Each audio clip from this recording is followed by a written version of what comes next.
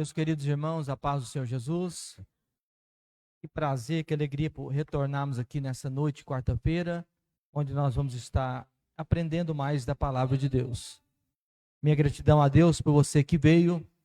Deus abençoe de uma forma muito especial. E aqueles também que estão nas suas casas, que não puderam vir, Deus os abençoe também. Eu convido os irmãos para abrir a palavra de Deus em Tiago, capítulo 1, o versículo 5 ao 8.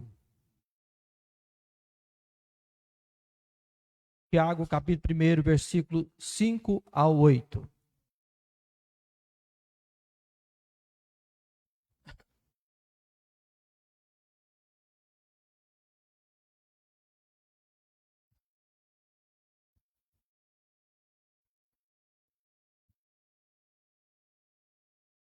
E se algum de vós tem falta de sabedoria, peça a Deus, que a todos dá liberalmente, e não lança em rosto, e ser-lhe-á dada. Peça, porém, com fé, não duvidando, porque o que duvida é semelhante à onda do mar, que é levada pelo vento e lançada de uma para outra parte. Não pense tal homem, que receberá do Senhor coisa alguma. O homem de coração dobre é inconstante em todos os seus caminhos. Senhor, nós estamos na tua presença. Estar diante do Senhor para nós é um privilégio, é um presente muito grande. Obrigado, Deus, por esse culto, pelos irmãos que louvaram. E eu peço, Senhor, abra-me a porta da palavra nesta noite mais uma vez, para a glória do teu nome. Eu oro em nome de Jesus. Desde quarta-feira passada, nós começamos e adentramos no estudo da Epístola Universal do apóstolo Tiago. E nós tivemos comentando até o versículo 4, onde nós estivemos estudando sobre a saudação prefácio e depois sobre as provações. E hoje nós vamos entrar numa palavra muito importante, que é a sabedoria. Retornando só um pouquinho, para a gente poder estar situando, aqueles que não vieram possam acompanhar conosco. Essa carta é considerada como epístola universal, que foi escrita pelos judeus que tinham saído de Jerusalém por causa da perseguição, e eles estavam vivendo fora ali da Palestina. Tiago, o meio-irmão de Jesus, o irmão por parte de mãe, ele escreveu essa carta. Este homem que foi o líder da igreja de Jerusalém. Não era um dos 12 apóstolos, porém era um homem que caminhou com Jesus também, teve as suas experiências e Deus o levantou para uma grande obra. A carta de Tiago é considerada uma teologia prática do Evangelho. E aqui nós vamos estar aprendendo coisas profundas em relação à nossa vida cristã. E nós estivemos adentrando sobre essa palavra de Deus, onde nós falamos sobre acerca das provações. O versículo 2 diz que mais tende grande gozo quando caíres em várias tentações. Essa palavra tentação, na verdade, é no sentido de provação. Sabendo que a prova da vossa fé produz paciência. Tendo, porém, a paciência, sua obra perfeita, para que sejais perfeitos e completos, sem faltarem a coisa alguma. Nós estivemos estudando sobre esses versículos. Interessante que eu falei na quarta-feira passada sobre as várias provações. E essa palavra várias, ela é poikilos, que tem um significado de multicor. Ou seja, nós passamos por vários tipos de provações. Cada tempo, em cada época, nós passamos vários tipos de provações. E Deus, como grande tecelão, Ele está trabalhando e formando uma grande arte e vendo-nos com um olhar especial, montando aquelas tribulações como o artista faz, o tecelão faz a sua arte para formar uma linda tapeçaria. E ele diz que a prova da vossa fé produz paciência. E nós vamos entrar hoje sobre essa palavra sabedoria. E nós vemos que o versículo 3, o versículo 4 nos mostra o propósito da aprovação. Qual é o propósito da aprovação? Nós vimos que existem propósitos. Deus não trabalha sem propósito. O propósito é para que sejamos perfeitos e completos. Por que vem a luta sobre a sua vida? Por que vem a luta sobre a minha vida? Para que sejamos perfeitos e completos. Deus tem um interesse muito grande que nós possamos ser perfeitos e completos. E a tribulação, ela produz paciência. E nós precisamos ter experiências com o nosso Deus. E hoje eu quero estar conversando com os irmãos sobre a sabedoria para vencer as provações. O versículo 5, olha o que diz o texto. E se algum de vós tem falta de sabedoria, peça a Deus, que a todos dá liberalmente, e não lance em rosto, e ser-lhe-á dada. Interessante que esse texto é um complemento do versículo 4. Nós não podemos ler o versículo 5 e não vamos entender o versículo 5 se não compreendemos o versículo 4. Porque essa sabedoria, ela é algo que Deus tem para nos dar. O Senhor não quer que tenhamos deficiência em nada. Por isso que o texto está dizendo, tenha, porém, paciência, a sua obra perfeita.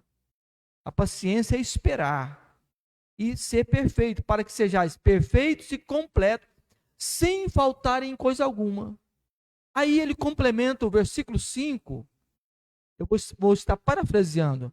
Faltando alguma coisa para você, você não sendo perfeito e nem maduro, faltando alguma coisa, não é o fim da linha. Você pode pedir a Deus sabedoria. E a sabedoria que nos ajuda a vencer as tribulações e as nossas provações. O versículo 5 está ligado ao versículo 4. Tenha, porém, a paciência, sua obra perfeita, para que sejais perfeitos e completos, sem faltar em coisa alguma. E se algum de vós tem falta de sabedoria, peça a Deus. Ou seja, se na minha provação, na minha dificuldade, eu não estou encontrando meio, uma saída, eu não vou desistir. Eu vou pedir a Deus sabedoria. E Deus, Ele dá sabedoria a todos. Olha o que o versículo 5 fala. E se alguém tem falta de sabedoria, ou seja, nem todos vão ter falta de sabedoria.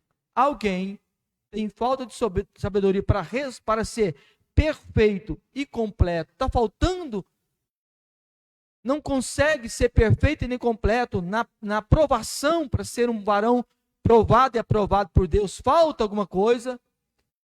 A Bíblia diz, peça a Deus sabedoria.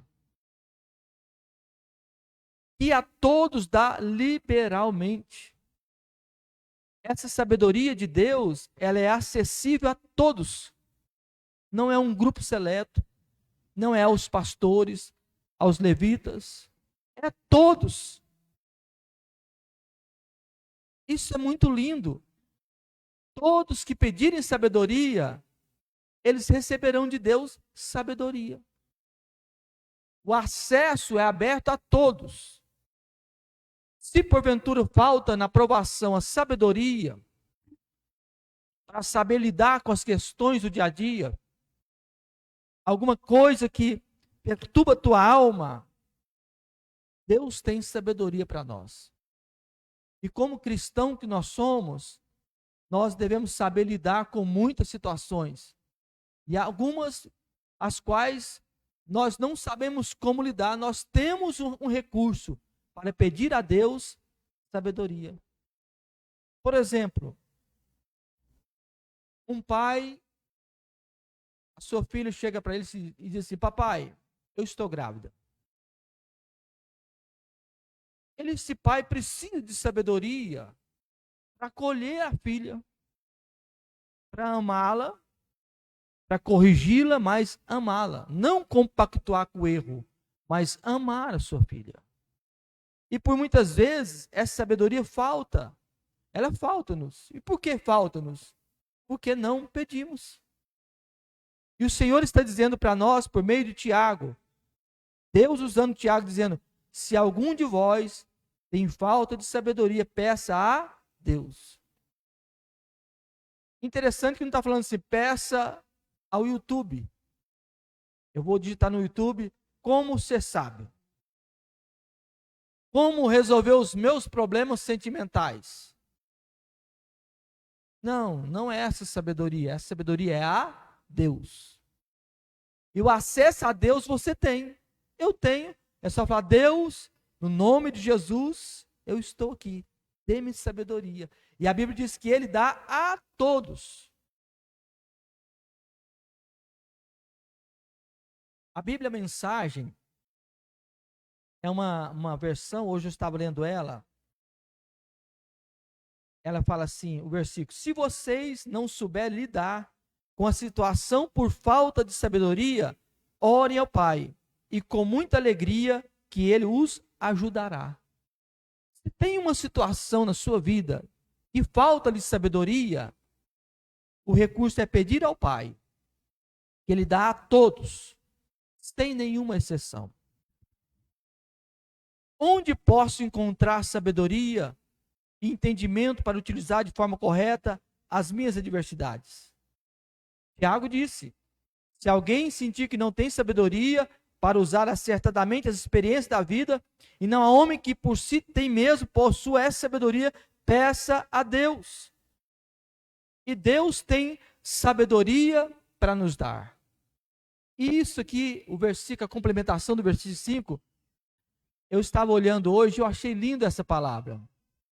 Porque ele fala assim: se alguém de vós tem falta de sabedoria, peça a Deus que a todos dá liberalmente e não lança em rosto e ser-lhe-á dada. O que é lançar em rosto? Deus tem sabedoria para nós e nunca Ele vai falar para você assim: eu te dei sabedoria para você resolver aquele problema, o que você fez dessa sabedoria? Nós, como seres humanos, às vezes fazemos um bem para alguém, mas depois a gente lança em rosto. Isso vem muito. Eu vou fazer nem todos são assim, mas eu vou fazer uma paráfrase aqui. Existem pessoas que eles fazem um bem para nós, porém ele tem um interesse por trás daquele bem. Aí passa os anos, ele te ajudou em alguma coisa, ou numa internação do hospital, ou com a ajuda do médico. Aí vai chegando uma época da gente voltar, ele liga, né? Ô, meu amigo, tudo bem? Tá tudo bem? Tá curado? Não, já tem 2 anos, tô ótimo. Não, é porque eu tô te apresentando o nome de um amigo meu. Assim, não tô te cobrando nada, não. Nada, nada. Aquela vez a gente ajudou aí, mas não tô te cobrando nada. Isso é o quê? Lançar em rosto. E Deus, Ele não nos lança em rosto. Você pede hoje, amanhã você pode pedir de novo. Se faltar sabedoria, você pede a Deus, Ele nunca vai lançar na sua cara, no seu rosto. Ele está pronto a nos ajudar. Ele fala: e não o lance em rosto, e ser-lhe-á dada. Você pede sabedoria, eu peço sabedoria a Deus, e Ele me dá. Deus não joga na cara do ser humano o bem que Ele sempre fez. Nunca Deus vai jogar na nossa cara o bem que Ele nos fez, porque Ele é a fonte de sabedoria. Que tipo de sabedoria eu devo pedir? Existem algumas sabedorias.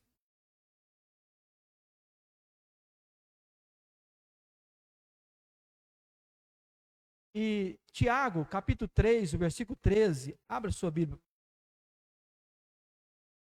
Tiago, capítulo 3, o versículo 13.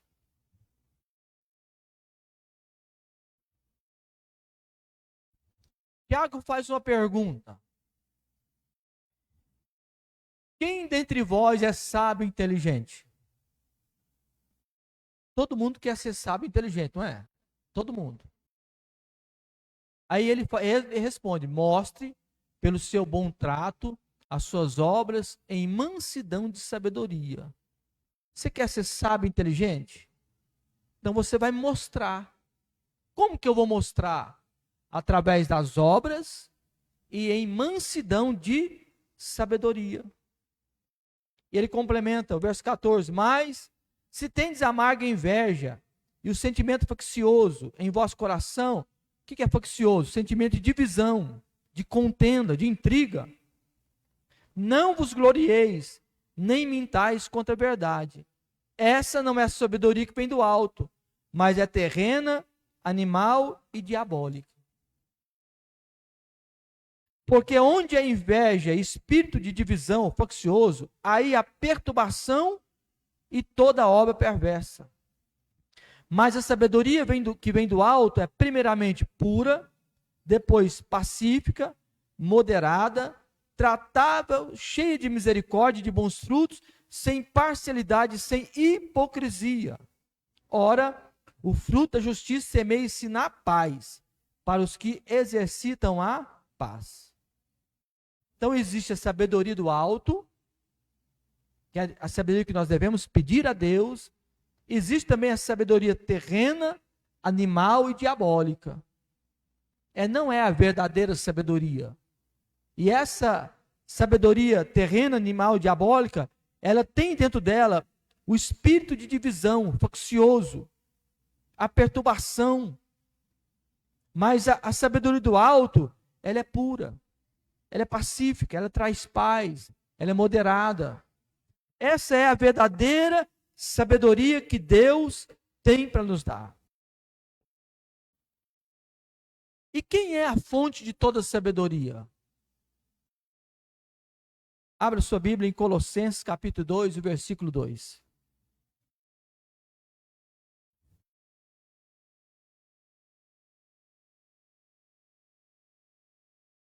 Colossenses 2, versículo 2 e 3.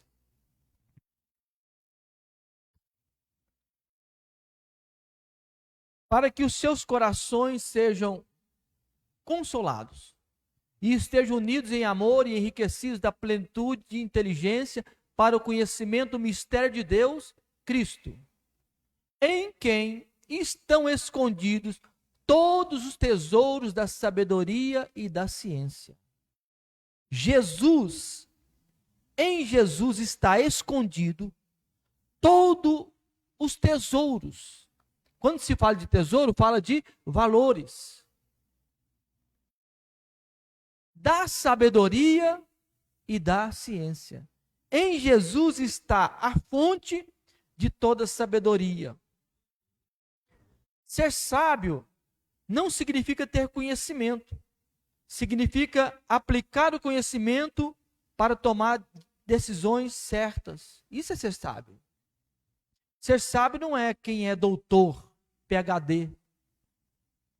Eu conheço pessoas que têm PhD, são doutorados, e que não são sábios. E conheço pessoas matutas da rota, sem estudar, que têm uma grande sabedoria. Ele tem, muitas vezes, o homem pode ter conhecimento, porque o conhecimento vem de estudar, mas a sabedoria vem de Deus. Eu posso buscar e devo buscar o conhecimento, porém isso não me garante a sabedoria. Mas se me falta sabedoria, eu posso pedir a Deus que Ele vai me dar. Sabedoria divina é o discernimento, é o saber discernir entre o bem e o mal. É a prática do conhecimento e o dom divino de compreender, viver de acordo com a vontade de Deus. E você sabia que todo crente, toda pessoa que aceitou Jesus, ele já tem um presente. Porque quem tem Jesus, ele tem o temor do Senhor. E o temor do Senhor, ele é o princípio da sabedoria. Então, quando eu temo a Deus, eu não tenho a sabedoria, mas eu tenho o princípio dela. Tem uma versão que fala que ele é a chave da sabedoria. Portanto, diante de muitas situações e provações que nós passamos, nós devemos buscar a sabedoria do alto. Não carnal, terrena e nem diabólica, mas a sabedoria do alto, com obras de mansidão. Olha que diz que o versículo: quem dentre vós é sábio e inteligente? 3:13. Mostre pelo seu bom trato as suas obras em mansidão de sabedoria. O que é a palavra manso?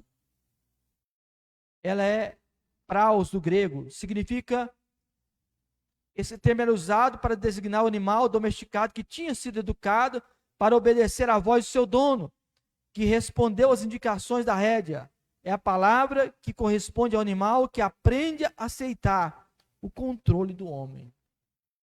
A sabedoria, ser manso, é o homem que sabe lidar com as situações, diversas situações, e ele é controlado pelo próprio Deus. Ele foi dominado por Deus. E a Bíblia ainda fala para nós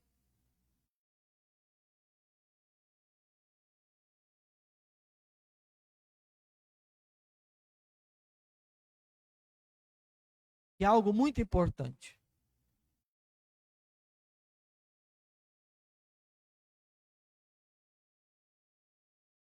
O capítulo Gálatas, capítulo 5, o versículo 16 a seguir.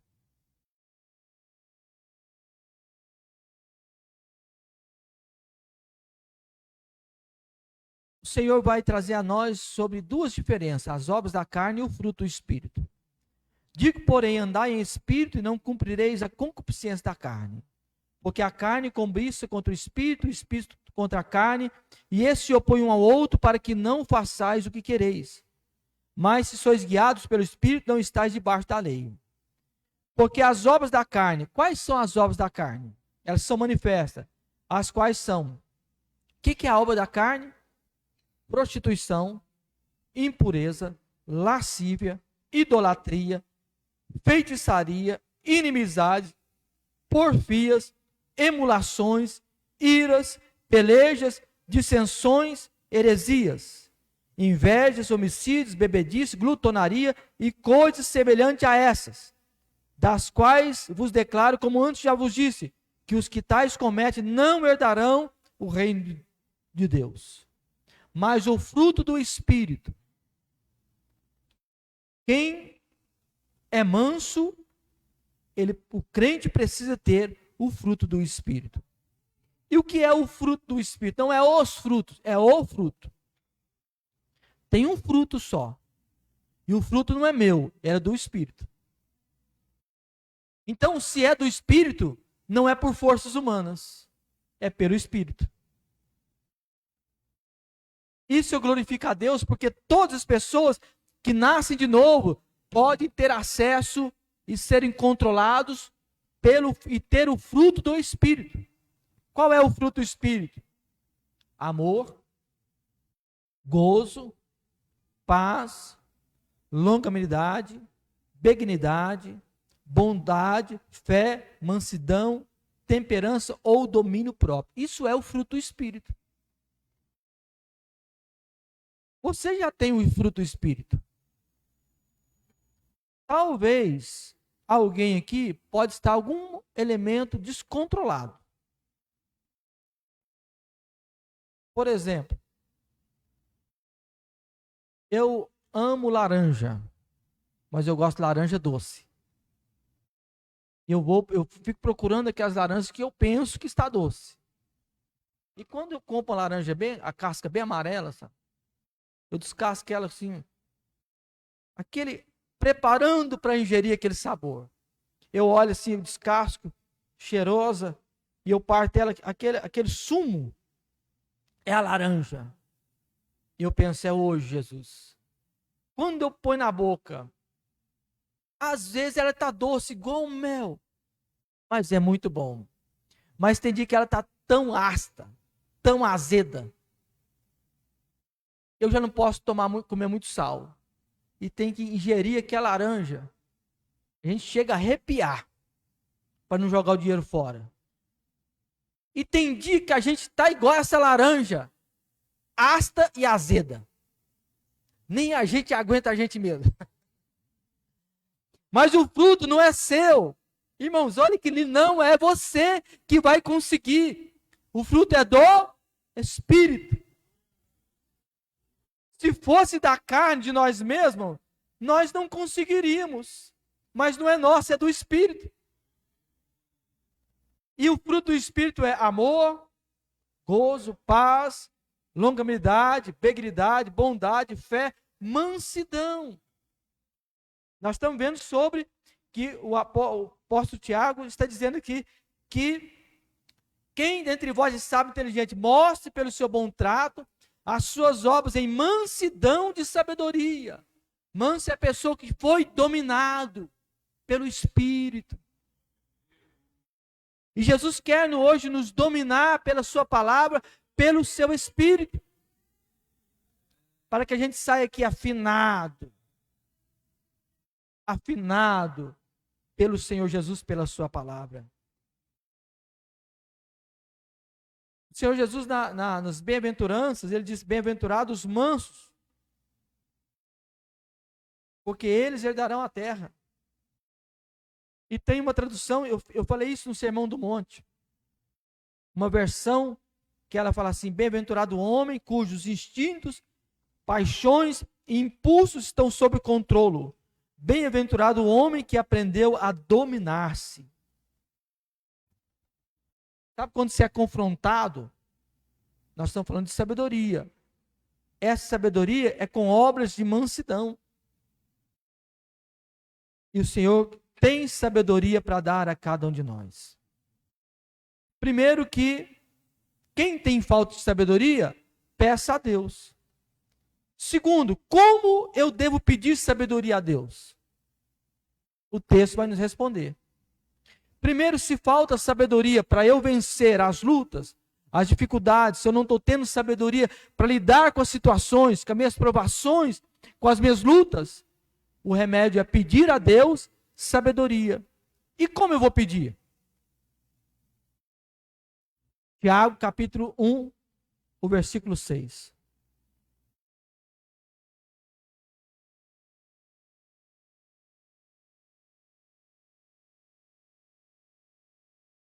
Peça, porém, com fé.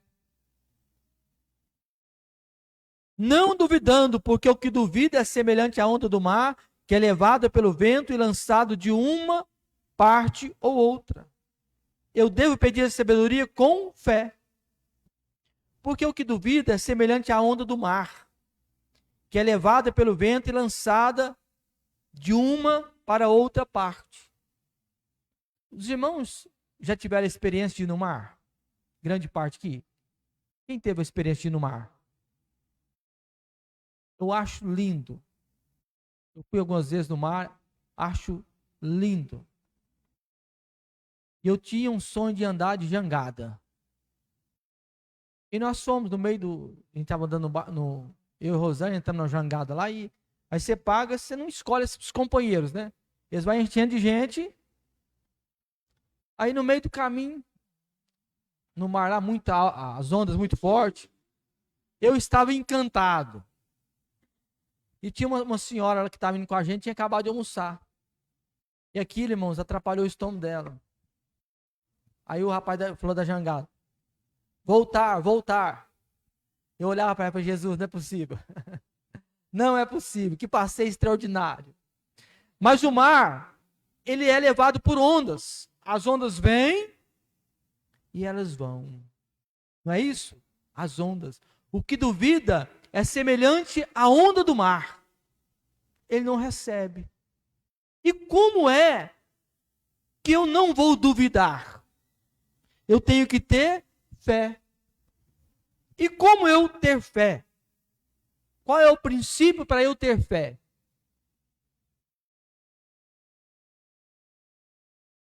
Abra sua Bíblia em Romanos, capítulo 10, versículo 17. Romanos capítulo 10, versículo 17.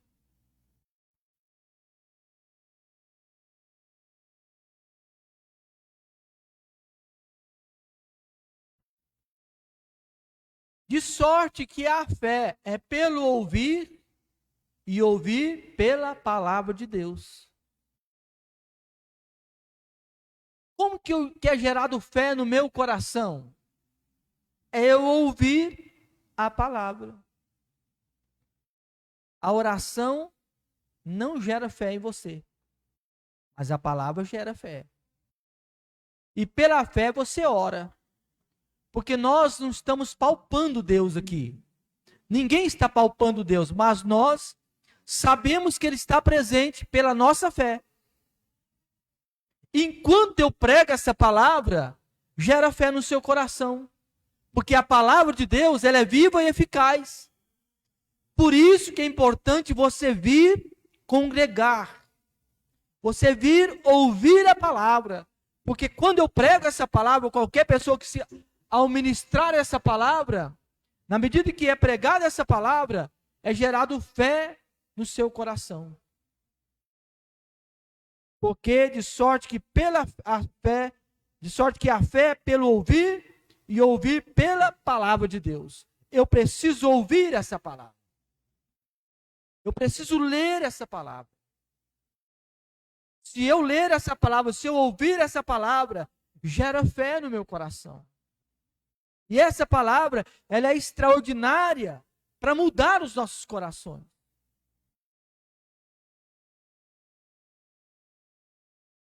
Eu estava me lembrando essa semana e contando para o irmão uma história do meu ministério. E eu vou contar para os irmãos aqui. A primeira parte é muito boa. A segunda parte é mais... a gente quase não conta. Mas eu vou contar para os irmãos duas partes.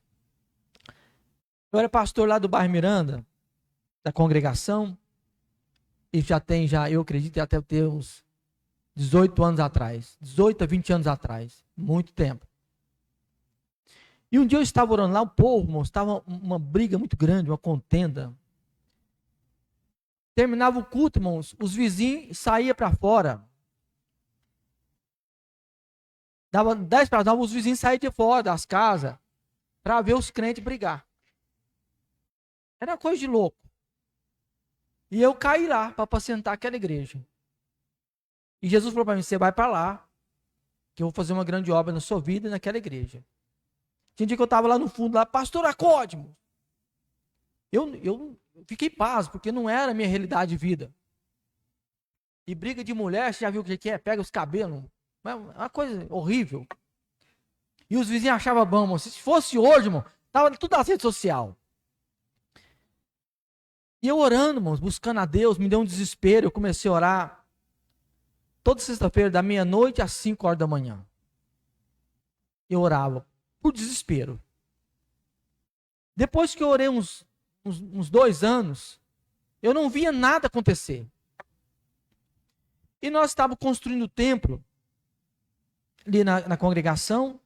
Era uma segunda-feira. E Jesus falou para mim assim, hoje eu vou fazer uma grande obra aqui. Meu filho, hoje eu faço uma grande obra nesse lugar. Eu fiquei com fé, irmãos, no gigante.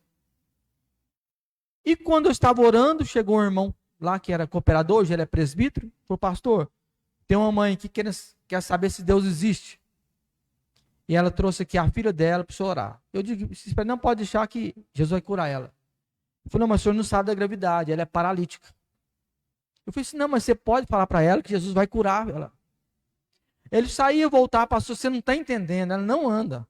Ela é paralítica. Eu falei, meu jovem, pode, eu estava numa fé extraordinária. Aí, de tanto eu falar, ele buscou ela. Aí era pouca gente de oração, eu falei, irmão, vocês creem no milagre?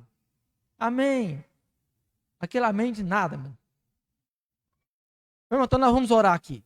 Aí nós começamos a orar pela família. Chegou ela, a mãe, a filha, mais umas 2, 3 pessoas. Todos endemoniados. Aí comecei a orar. E quando eu fui orar pela criança, Eu me lembro como se fosse hoje, era uma pré-adolescente, uma menininha, talvez uns 10 anos. Eu peguei na canelinha dela e falei assim, em nome de Jesus, sinta o dedo dos seus pés e movimente. E ela fez assim, com os dedinhos. Eu falei para ela, agora, em nome de Jesus, levanta a sua canelinha. E ela só falava, eu não dou conta. Eu falei, dá conta sim. E eu comecei a estimular a fé dela, ela começou a levantar a canelinha. E eu peguei nela e falei assim, em nome de Jesus, levanta. Eu não dou conta, e você levantava a sua canelinha? Não. Você sentia as suas perninhas? Não. Você está sentindo? Então levanta. E ela levantou. Eu falei assim, agora em nome de Jesus, dá um passo. Ela não deu conta. Eu falei, você dá conta de ficar em pé? Não. Aí você está em pé, ué. E ela começou a dar um passo. Outro. E agora me solta. Ela, não, eu caio. Aí eu estava segurando só meu dedinho. Eu falei, como você vai cair? Olha aqui, você está segurando meu dedinho. E ela soltou, irmãos, e saiu de lá curado. Aquele dia foi o dia que Deus mudou tudo. Que quando terminou o culto, os crentes não foram embora, irmão. E eles fizeram filas para me procurando e falando assim, pastor, eu preciso rever meus conceitos. Pastor, eu estou com uns pensamentos involuntários, estou com pecado. Não, e eu só escutando aquilo, orando pelo povo. Daquele dia, Deus começou a fazer uma grande obra. Isso era segunda-feira. Terça-feira à tarde, eu convidei o meu co-pastor, também era Carlos. E vamos lá ver como que o menino tá? Vamos. Chegamos lá, irmão, estava paralítica. Falei, Jesus, agora zebrou. Falei, leva ela quarta-feira. Aí Jesus vai fazer a obra completa. E não pode. E eu chamei uns irmãos, eu entrei no templo quarta-feira, 6 horas da manhã. Eu saí de lá, era 3 horas, 3:30 da tarde. Eu não tinha um pingo de fé. Irmãos, sumiu a fé. E eu, irmãos, eu não queria que o culto chegasse. Eu não tinha fé. Faltou a fé. Irmão, deu 7 horas, a mãe já chegou carregando a menina. O pastor já trouxe. Falei, meu Deus do céu. E nós orávamos para essa menina, levanta e anda, nada. E eu não via nada. Presbítero Gretos, não via, não tinha fé para aquilo, não tinha fé. E aquilo foi me dando um pavor, irmãos. Eu acho que eu aprumei no púlpito. Aí eu falei, Jesus, o senhor vai me desculpar. Segunda-feira eu não pedi para o senhor trazer essa menina aqui. Eu não pedi aquela fé que o senhor me deu. Eu não pedi, o senhor que me deu aquela fé, o senhor que trouxe aqui a menina. Agora ela está aqui paralítica, não quer andar. Tem o seu nome e tem o meu nome. Você vai me perdoar que eu moro aqui no bairro aqui, todo mundo me conhece. Se o senhor não fizer, Jesus, o senhor vai me perdoar. Eu vou largar esse negócio de ser pastor. Não me chama para isso mais. Irmãos, eu não sei quantos minutos passou essa luta, irmão. E não tinha fé. A fé sumiu. E eu começando, irmão, me deu um desespero. Irmão. Aí, de repente, eu não sei quantos minutos, se foram uns 10 minutos, 12 minutos, aquela fé brotou. Brotou aquela fé, pequenininha. Meu coração já ardeu. Opa, Jesus, obrigado. Aí Jesus falou para mim, se levanta e vê o que eu estou fazendo. Quando eu levantei os olhos, estava o meu co-pastor, que falou assim, eu tenho que ajudar esse pastor, né? Ele segurando a mão da menina e a menina levantando. E ela ficou curada. E isso foi uma obra tão grande no bairro, que impactou a igreja, impactou o bairro. Quando terminou o culto, a menina falou assim, pastor, eu não piso lá em casa não. Lá eu não piso. Aquele dia, segunda-feira, eu fiquei curado, domingo, segunda-feira, pisei lá, fiquei paralítico. Falei, não, mas nós vamos entrar lá. Isso, nós vamos entrar lá, nós vamos orar. Jesus vai fazer uma grande obra. E quando ela desceu do carro, eu disse, irmãos, eu nunca fiz isso. Isso é novo do meu ministério. Mas cada um aqui, nós vamos pegar na mão do outro. E ela falou assim, pastor, eu não largo de sua mão. Era a menininha. Eu não largo de sua mão. E nós vamos entramos, orando nos quartos, aí na sala, no banheiro. E nós vamos entrar. E eu vou entrar primeiro. Vocês entram comigo e nós vamos entrar. E a gente entrou assim, ó, cantando. Pelo sangue, somos redimidos, sim. Pelo sangue carmesim, pelo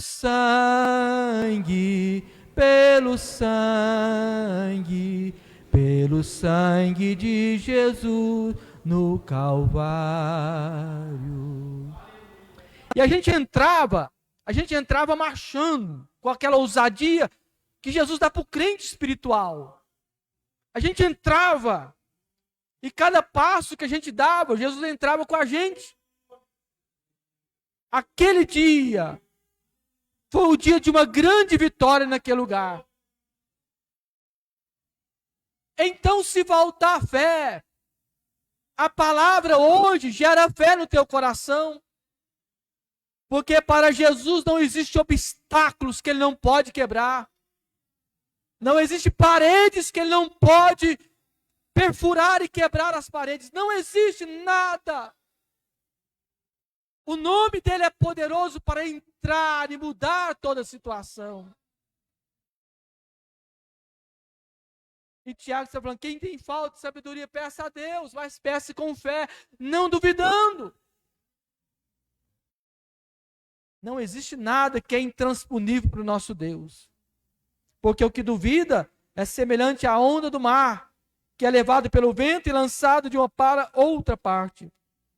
Não pense o tal homem, o homem que duvida, que receberá do Senhor coisa alguma. Então que Jesus nos dê essa sabedoria, para a gente vencer as tribulações, as lutas, as adversidades, que venhamos ter sabedoria do alto, para a glória de Deus. Jesus não mudou. Ele continua o mesmo. E Ele está entre nós hoje, gerando fé no teu coração. Cristo, pela palavra, Ele gera uma fé no seu coração. E você sairá daqui marchando, triunfante mais uma vez. E dizendo, Deus falou comigo. A palavra é poderosa e eficaz para entrar e quebrar os jugos. E Jesus está entre nós, bendito seja o nome do Senhor. Que Deus te abençoe. Que Cristo nos dê sabedoria do alto para a gente lidar com todas as nossas provações.